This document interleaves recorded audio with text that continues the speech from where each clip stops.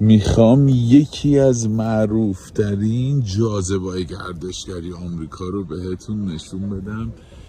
یا خدا، اینجا داکوتای جنوبی کوه راشمور که 4 تا از رئیس جمهورهایی که توی تاریخ آمریکا بیشترین تأثیر رو داشتن رو به صورت مجسمه‌های 20 متری در قلب کوه قرار دادن. اولیش جورج واشنگتن، دومیش تئودور روزولت، سومیش توماس جفرسون، چهارمیش آبراهام لینکلن هستش که به این صورت مجسمه هاشون از دل صخره طی 14 سال 80 سال پیش توسط یک مجسمه ساز به اسم آقای گوتزن 14 سال طول کشیده که تا اینجا رو بسازن.